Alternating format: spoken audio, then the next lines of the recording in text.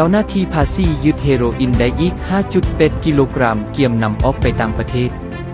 ในเวลา 19 โมงของวันที่29 พฤษภาคม ปี 2025 เจ้าหน้าที่ภาษีแผนกสืบสวนสอบสวนและปราบปรามการค้าขายเถื่อนและเจ้าหน้าที่ภาษีประจำด่านภาษีสากลสนามบินวัดไต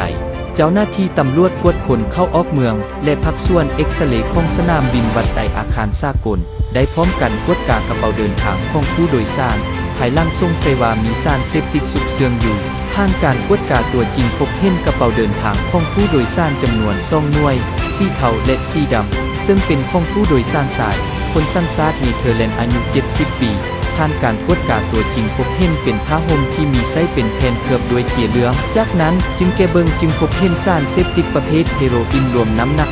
5.8 กิโลกรัมที่ซุกเสืองใส่ในกระเป๋าเดินทางออกไปต่างประเทศโดยผ่านสายการบินเวียดนามแอร์ไลน์เที่ยวบิน VN920 ดังนั้นจึงได้นำเอาของกลางและผู้ถูกฆ่ามอบให้เจ้าหน้าที่ตำรวจกรม